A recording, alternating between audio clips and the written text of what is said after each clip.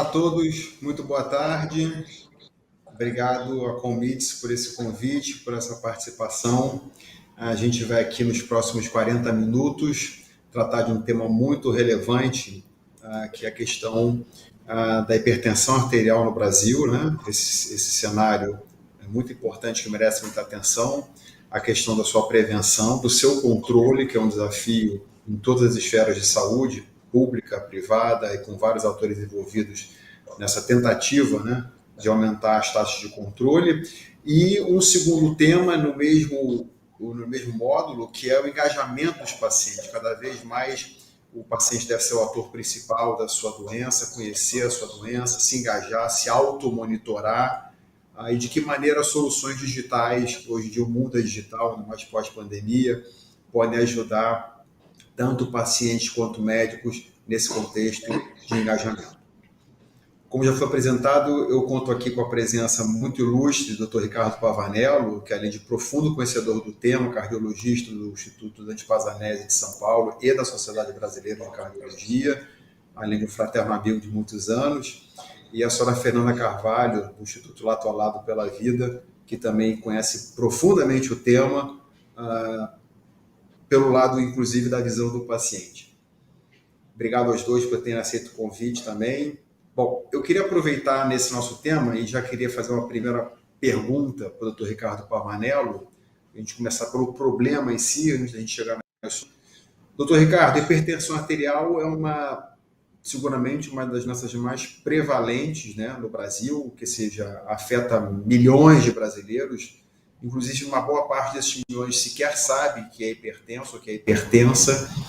Se eu pudesse resumir para a gente esse tema tão vasto, inclusive para quem está nos assistindo agora, a importância da hipertensão arterial, da famosa pressão alta, como um fator de risco muito importante no cenário cardiovascular. Obrigado mais uma vez, boa tarde. Boa tarde a todos, obrigado pelo convite. É um prazer poder estar com vocês aqui discutindo esse importante tema.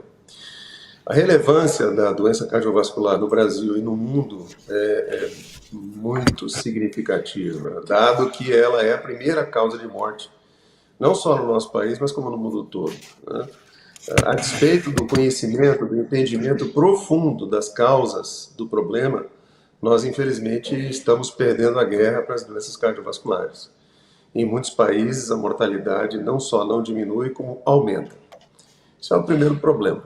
O segundo problema é que a causa da doença cardiovascular habitualmente é um fator de risco silencioso, como, por exemplo, diabetes, alteração dos níveis de colesterol, principalmente o LDL colesterol, e a hipertensão arterial, assim como o uso do cigarro, do tabagismo, enfim, entre outros. Mas esses que são muito importantes, determinantes da progressão da doença e desencadeadores, por exemplo, no caso da hipertensão, que é o nosso foco aqui, do acidente vascular cerebral, e ela é imputada como a primeira causa de AVC no Brasil, como disse o Dr. Abraham, nós temos perdido aí um pouco em relação ao controle desse importante fator de risco, dado que ele é silencioso. E muitos pacientes sequer conhecem o problema há tempo de, ao identificá-lo, conseguir controlar adequadamente. Então, o desconhecimento é um problema, e uma discussão como essa de hoje tem por objetivo, não outro, senão esclarecer as pessoas a respeito da importância de identificar o problema, identificar os níveis de pressão arterial, que deveriam ser idealmente no máximo entre 120 e 130 milímetros de mercúrio de sistólica e 80 a 90 de diastólica, e ao fazê-lo, ao identificar o problema, conseguir fazer o controle adequado, seja pelas medidas não farmacológicas, como pelo tratamento com medicamentos.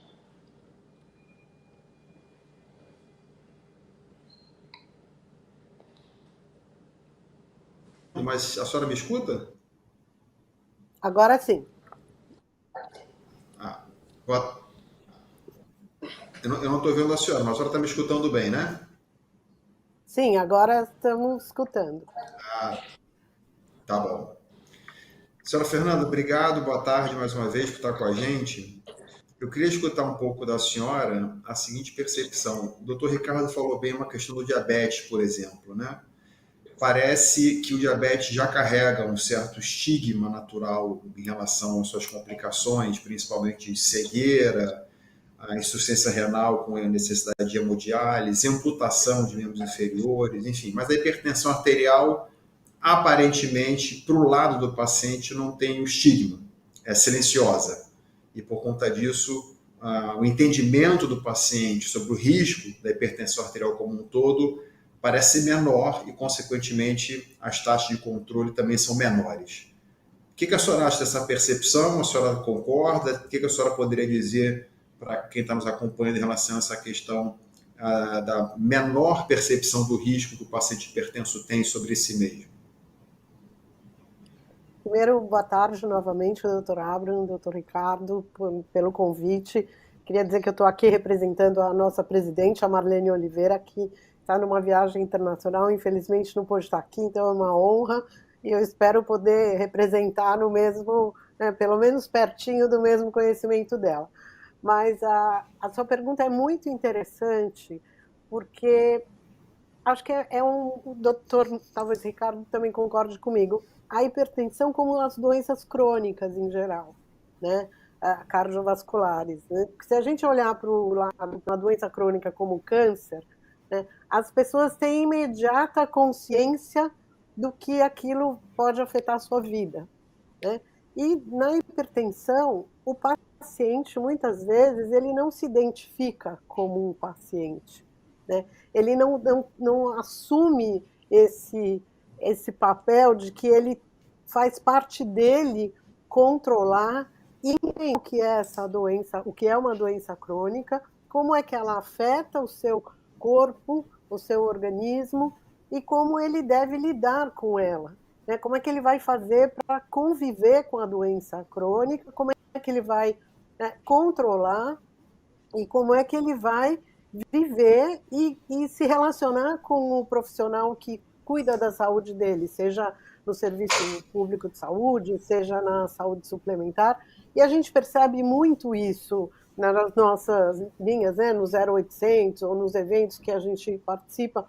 Muita gente cardiovascular de uma doença crônica, que não tenha sido aquele que teve um infarto ou um derrame, ou ele não consegue perceber, né, o impacto que uma doença como a hipertensão, como o colesterol elevado, causa no seu organismo, porque é um efeito de longo prazo, muitas vezes. Né?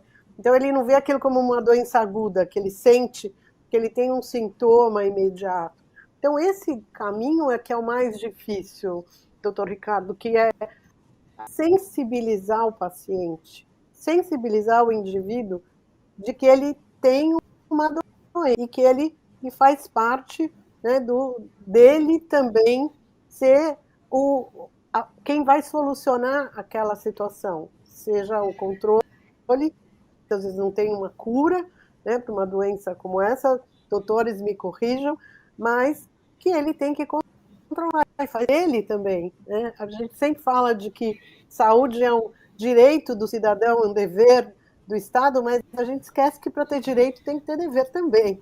Então, assim, qual é o nosso papel? Qual é a nossa parte como indivíduo, como pessoa que recebeu um diagnóstico, né? Acho que a primeira coisa é o diagnóstico da doença crônica, o diagnóstico da hipertensão, quando ele até chegar a ter esse diagnóstico, ele precisa conhecer, saber o que você mesmo falou, né? O que ela pode causar, porque a gente sabe que a hipertensão também pode causar uma insuficiência cardíaca, gerar um infarto, derrame e até mesmo um problema renal. Então, assim, se ele, não sei se estou correta, doutores, me ajudem se eu falar alguma coisa errada do ponto de vista da ciência.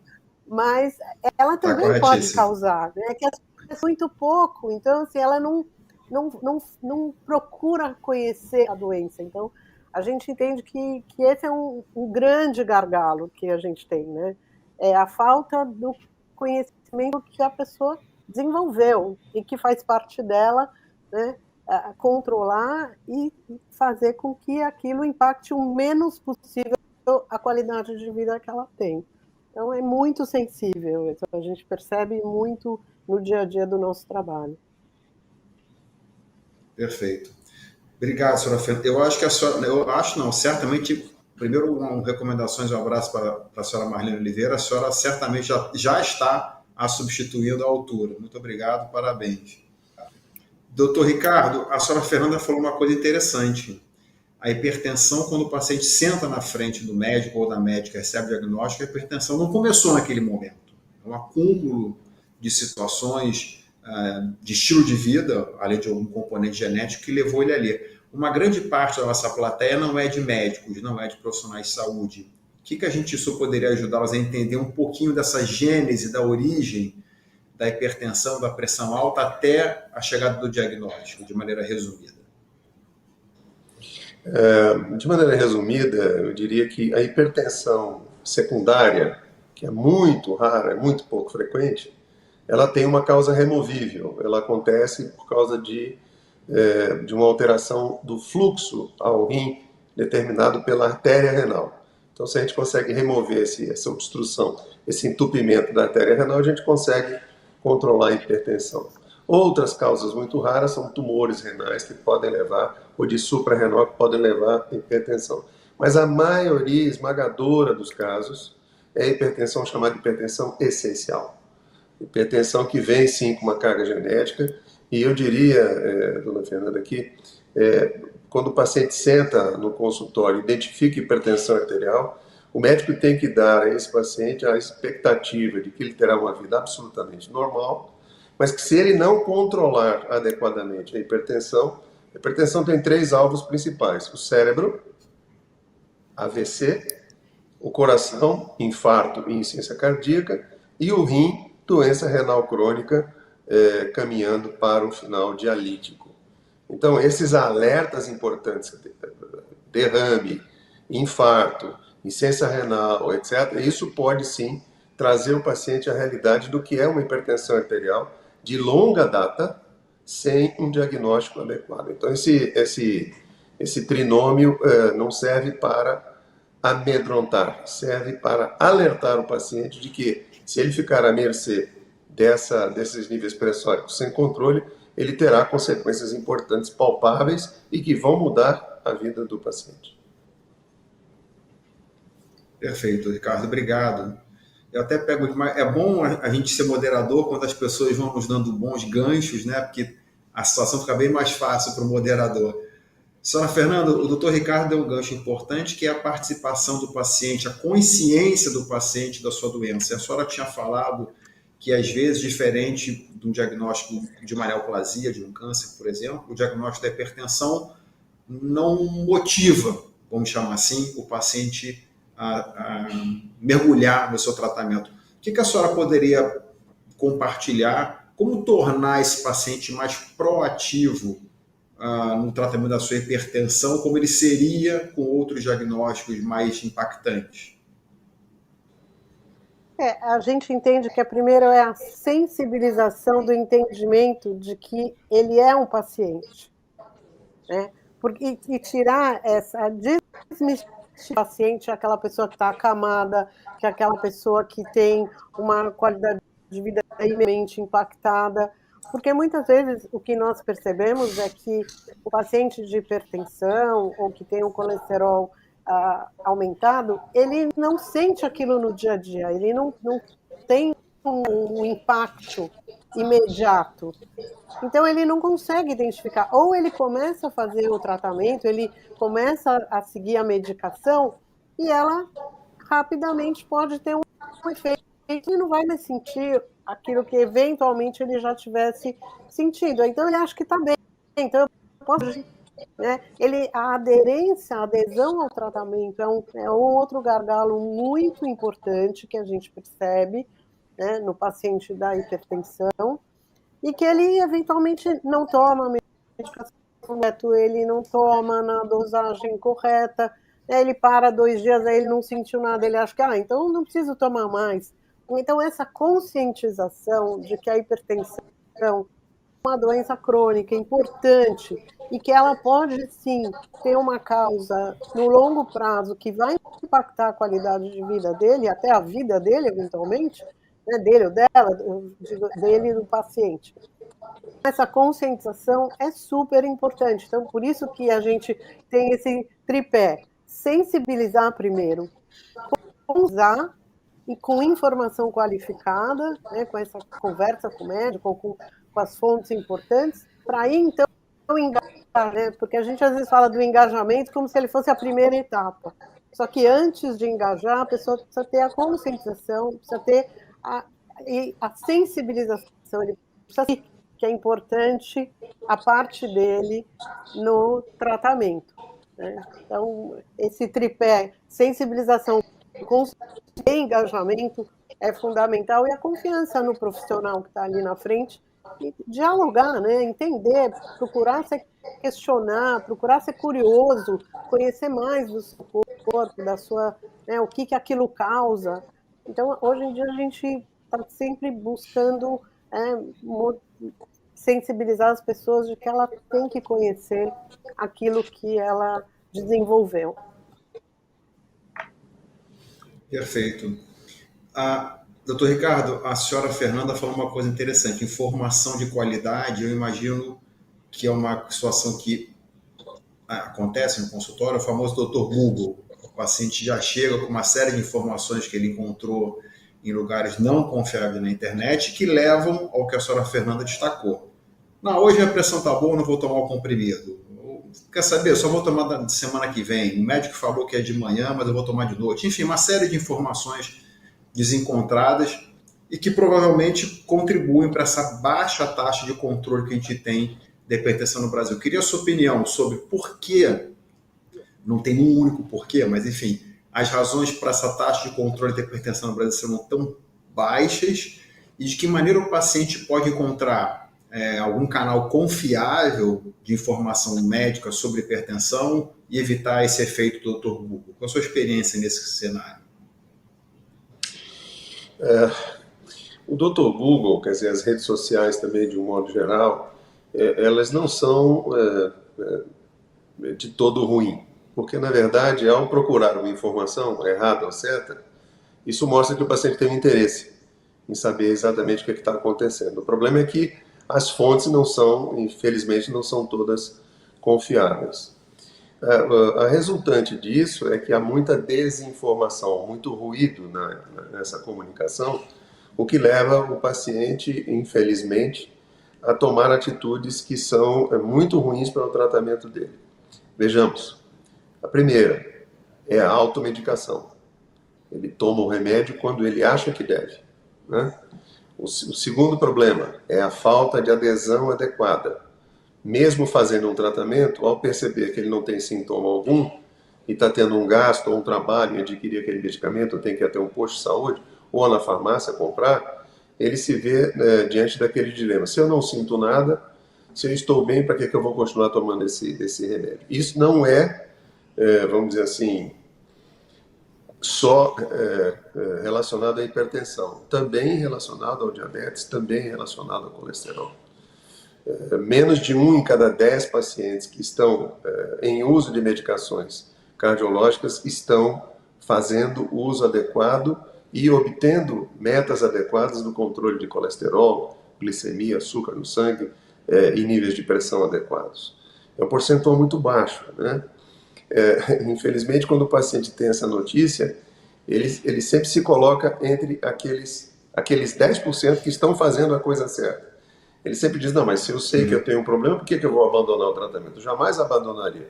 Mas na prática o que acontece é que 90% não tem as metas atingidas. Isso, óbvio, que o tratamento não está sendo efetivo, a aderência não está sendo ideal, ou pior que isso, as medidas não farmacológicas não estão sendo efetivas.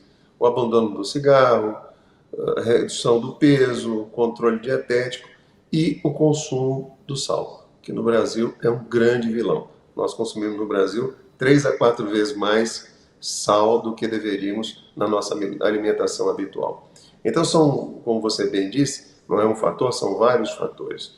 Agora, nós podemos fazer alguma coisa para modificar isso? É óbvio que fazemos. temos que fazer mais, porque não estamos obtendo metas adequadas. Uma das coisas, uma das ações, como disse a dona Fernanda há pouco, é a conscientização, é o indivíduo entrar no problema, ele e seus familiares entrarem no problema, assumirem que aquilo existe e que deve ser tratado, combatido e adequadamente controlado. Perfeito, Ricardo, obrigado. A gente investiu metade desse primeiro tempo, 20 minutos, para falar da prevenção e do controle. Vamos, então, agora nessa segunda metade final, falar do engajamento do paciente, né? Passamos da fase da sensibilização, que a senhora Fernanda também falou, e propostas de soluções. Senhora Fernanda, eu queria que a senhora compartilhasse um pouco com a gente aqui, com quem está nos assistindo, experiências que a lado eventualmente tenha em módulos de engajamento do paciente na hipertensão.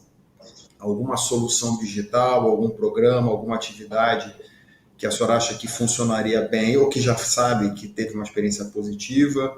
Qual a sua experiência desses modelos de tentativa de engajamento de paciente hipertenso?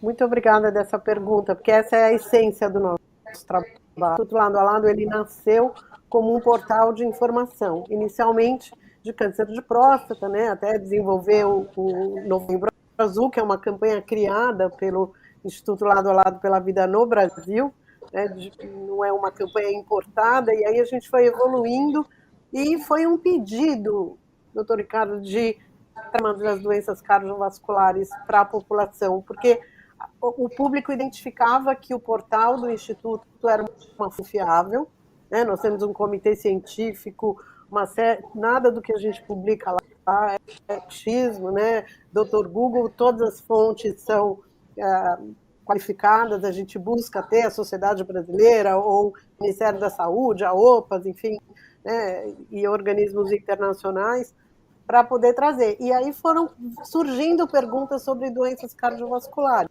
E foi aí que a gente entrou e fez uma primeira campanha do Siga Seu Coração, Setembro Vermelho. Então, com isso, muitas ações de rua, naquele momento, 2014, onde as redes sociais eram muito menos acessíveis, né? Então, a gente fazia muita campanha nas rodoviária, metrô, a gente usa muito as mídias desses modais. Mas hoje, como o doutor Ricardo falou, as mídias sociais, a gente tende a aderir, a gente tende a estar lá. Então, nós temos canal no Facebook, no Instagram, LinkedIn, enfim, todas as redes sociais a gente tem, tanto como o Instituto Lado a Lado pela Vida, né, Instituto LAU, como a Associação, que também tem as suas páginas. E, recentemente, nós lançamos a nossa inteligência artificial, porque muito a gente tem falado, né, do poder negativo da inteligência artificial. Para nós tem sido uma grata surpresa, porque o diferencial é o treinamento, né, dessa inteligência artificial, que dá um trabalho danado, ter que todo dia treinar e inserir conteúdo na Lia, que é a nossa colaboradora, né, que é a inteligência. Então, só rapidamente, assim, a gente teve nos primeiro momento de lançamento da Lia, 782.510 o alcance da Lia. Então, a gente foi para a rua, pergunta para as pessoas o que você quer saber sobre esse determinado assunto, que a Lia vai te responder. Então, é uma forma muito amigável de receber. E a gente tem investido nisso muito, com clique, né? Como é que a gente consegue estar mais próximo do indivíduo, né? Da pessoa normal, que não é um especialista. Perfeito. Muito interessante. E parabéns também por esse trabalho, senhora Fernanda. Como a senhora falou, a essência do trabalho do Instituto Lado a Lado pela Vida. Doutor Ricardo, a senhora Fernanda falou uma coisa importante nesse contexto de engajamento. A gente não tem mais como negar ou fugir desse meio digital que todos vivemos. Qual é a sua experiência? Claro, cada paciente é um paciente, né? Mas de ferramentas digitais para ajudar o paciente hipertenso a se engajar, a conhecer um pouco mais da sua doença e, consequentemente, melhorar suas taxas de controle. Abraham, veja, na área médica, tanto para pacientes como para médicos, A ferramenta digital ela tem crescido enormemente. Na prática clínica, nós temos aplicativos das próprias sociedades de cardiologia do mundo todo, Sociedade Europeia de Cardiologia, as duas sociedades americanas de cardiologia mais importantes, o American College of Cardiology e o American Heart Association, que têm aplicativos próprios com todas as diretrizes, os guidelines, ou seja, as receitas de bolo de como a gente deve fazer o tratamento de várias doenças cardiovasculares, inclusive do tratamento da hipertensão. Esses aplicativos eles são friendly na sua maioria, naturalmente são em inglês, e todos eles têm um passo a passo de maneira muito intuitiva para que à beira-leito ou numa situação emergencial o médico não fique órfão só do seu conhecimento, já que a medicina cardiológica progride e avança muito rapidamente, né? Como é que isso pode ser estendido para os pacientes? As sociedades de cardiologia do mundo todo têm nos seus sites a área do médico e a área do leigo. Quando o indivíduo entra no site cardiol.br, na Sociedade Brasileira de Cardiologia, por exemplo, ele tem a área do leigo, onde o paciente e o familiar vai poder se informar a respeito das doenças cardiovasculares de hipertensão, por exemplo. Essa é uma ferramenta disponível, gratuita e não só no Brasil, todas as sociedades de cardiologia do mundo que são robustas têm essas disponibilidades nas redes sociais para que os pacientes familiares se esclareçam adequadamente sobre os problemas. Mais recentemente, do ponto de vista tecnológico, ferramentas têm sido desenvolvidas, aplicativos têm sido desenvolvidos para estimular o paciente, o familiar, a entrar no seu tratamento, a participar do seu cuidado. Essas ferramentas elas vão desde o Apple Watch, por exemplo, ou o relógio digital e os telefones celulares, que levam ao paciente o alarme e ao médico a informação de alterações do seu eletrocardiograma, que são muito úteis na detecção de arritmias cardíacas potencialmente perigosas, causadoras de AVC, por exemplo, de derrames, como é a fibrilação atrial. Podemos comentar sobre isso em outro momento. Assim como outros aplicativos que engajam o paciente e os familiares no seu tratamento específico da hipertensão. No Brasil, nós temos recentemente a disponibilidade de um determinado aplicativo, que é o ELF, que é bastante interativo, inteligente e estimulador do paciente participar do seu tratamento e auxiliar o médico e os envolvidos no seu tratamento no bom resultado do controle da hipertensão. Perfeito, Ricardo. Muito obrigado. Senhora Fernanda, o doutor Ricardo falou uma coisa muito interessante que eu já até esquecendo, por isso que, como eu falei, é bom pegar esses gigantes que vocês estão me dando, a participação da família. No Brasil, mas acho que é no mundo inteiro, o tempo que o paciente passa dentro do consultório é relativamente pequeno. Ele está a maior parte do tempo sozinho em casa, com a sua família. Qual a experiência que a senhora tem, o Instituto Lado a Lado tem para compartilhar com quem está nos assistindo sobre a importância da participação familiar para o paciente se sentir motivado e engajado no seu tratamento, no caso aqui da hipertensão arterial?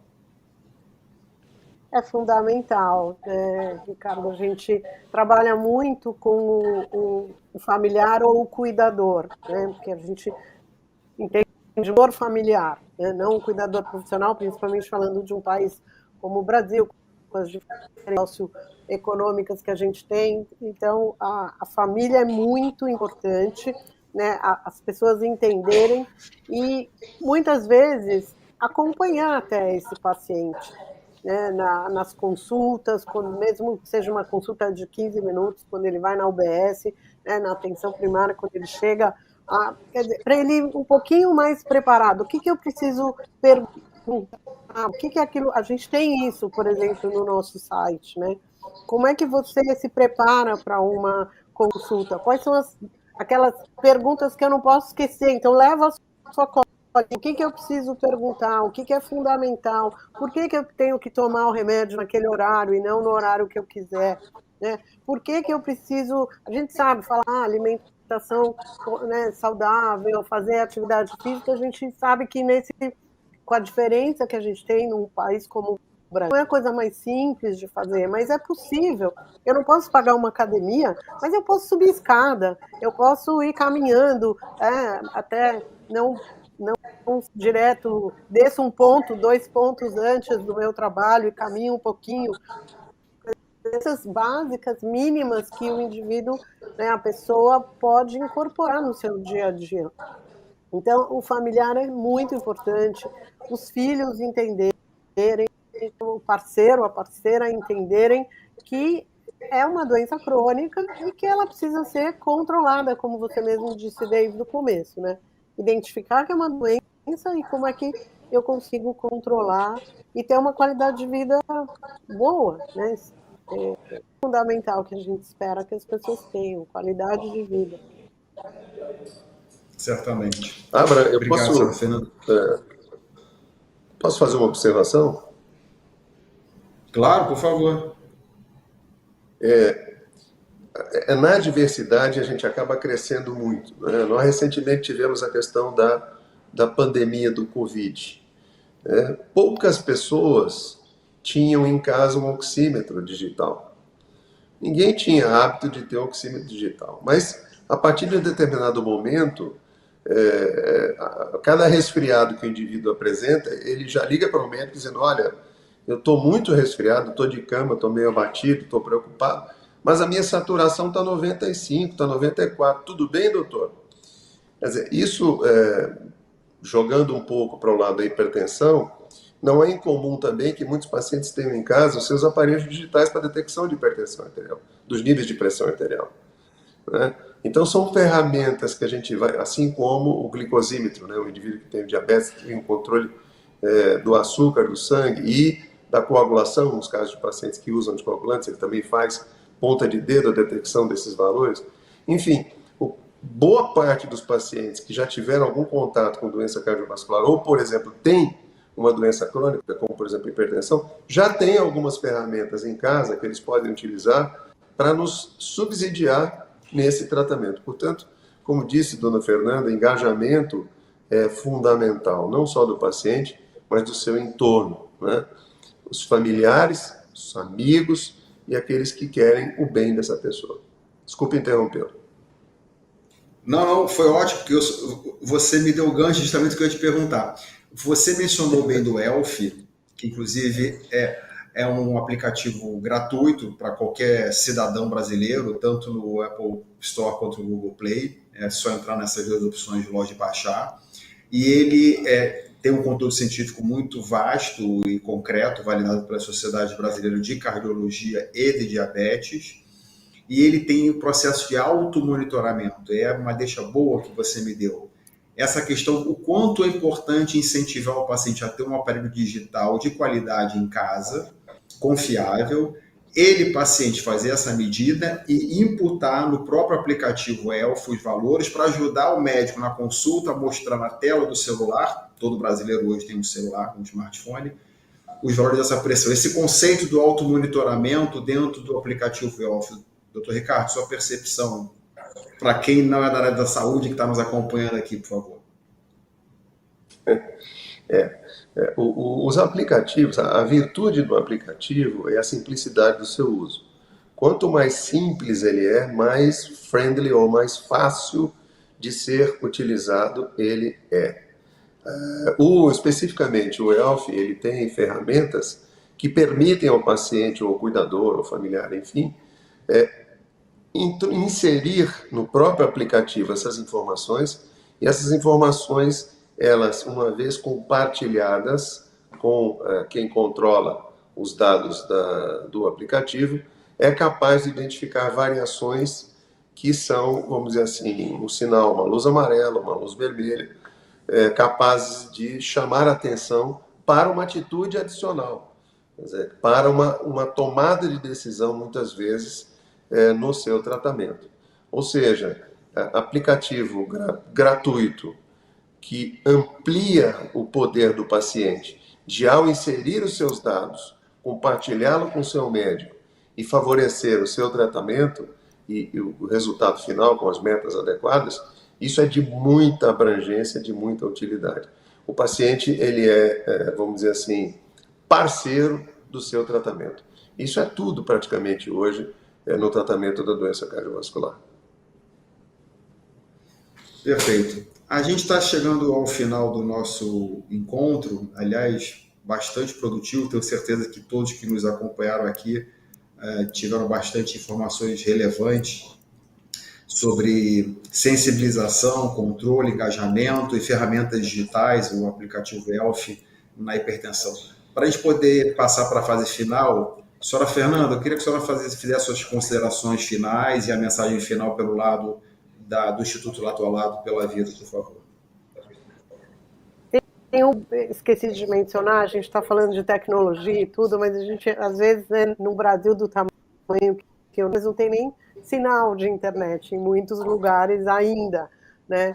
Mas tem uma pessoa que é fundamental no acompanhamento, que é o agente comunitário de saúde, né? As equipes de saúde da família. Então, nessa pessoa, né, no agente comunitário que convive na sua região, que está na sua casa, que sabe o que acontece. Então, porque ele sim tem um aplicativo, ele sim tem um contato e ele pode ajudar também a fazer esse controle, a levar informação. São pessoas extremamente confiáveis daquele grupo, né, daquela comunidade, e que podem, acho que o Dr. Ricardo concorda comigo, assim, que são pessoas fundamentais para ajudar, assim como a família, né, o agente comunitário ajudar a população, porque a gente tem que ir para um Brasil bastante amplo, né, que nem todo mundo tem um plano de saúde, nem todo mundo consegue chegar rápido, né, na UBS, mas o agente da saúde chega lá, né, anda de barco 8 horas, mas 5 no meio da floresta, mas ele chega. Então, confie também no agente comunitário de saúde, que é excepcional. Então, a nossa recomendação é: busque informação, conheça o seu corpo e lembre-se que para ter direito a gente também tem que ter deveres. Perfeito, senhora Fernanda. Muito bem lembrado. O agente comunitário de saúde tem um papel fundamental nesse processo todo. Muito bem lembrado. Obrigado por sua participação. Doutor Ricardo, por favor, suas considerações finais. Como você disse anteriormente, Abra, quando a gente contracena com pessoas inteligentes, fica fácil a gente conversar, né? Dona Fernanda colocou um ponto super importante. O Brasil é um país de dimensões continentais. Só para você ter uma ideia, Abraham e Fernanda, em São Gabriel da Cachoeira, onde nós temos a tríplice fronteira, lá em cima, norte, extremo do Brasil, o Hospital de São Gabriel da Cachoeira, o Hospital do Exército, o Hospital Militar lá de São Gabriel da Cachoeira, tem nos seus quadros a incorporação de soldados índios de várias etnias para interpretar para o português, para traduzir para o português as queixas dos indígenas que chegam buscando atendimento médico. Isso não é uma língua, as línguas. Né? Só para ter ideia, num centro urbano grande, não tem a menor ideia de como isso possa acontecer. Né? Para levar diesel rio acima para chegar em São Gabriel da Cachoeira, são 2 meses de balsa. Então, são problemas de dimensões continentais. O agente comunitário da saúde, ele é a ponta da lança. Ele é a mão estendida num braço comprido do Sistema Único de Saúde no Brasil. Sem os agentes comunitários de saúde, eu tenho certeza que nós não vamos obter metas adequadas no controle da hipertensão. Já existem iniciativas do CONASENS, do Conselho Nacional de Secretários Municipais de Saúde, para treinar efetivamente esses profissionais, não médicos, e não precisa ser médico para cuidar da saúde, um número bastante expressivo e crescente de agentes comunitários de saúde, que em cooperação com outras instituições, a Sociedade Brasileira de Cardiologia, a própria Servier está participando dessa movimentação. Eu tenho certeza que nós vamos obter metas da hipertensão, ou pelo menos vou chegar próximo disso. Perfeito. O doutor Ricardo salientou um ponto importante. A gente está, em conjunto com o CONASEMS, fazendo um projeto justamente com o que a senhora Fernanda falou, para valorizar, capacitar e treinar os agentes comunitários de saúde Brasil afora, porque eles têm um papel fundamental. Nossa saudação a todos eles que fazem um trabalho realmente emblemático. Senhora Fernanda, doutor Ricardo, muitíssimo obrigado por suas participações. Realmente a gente cumpriu o nosso dever aqui e levar informação de qualidade, tanto médico-científica quanto pelo lado do paciente, nessa questão de engajamento, motivação e ferramentas digitais. Obrigado a Comites pelo convite. Obrigado a todos que estão com a gente acompanhando e até uma próxima oportunidade. Muito boa tarde a todos.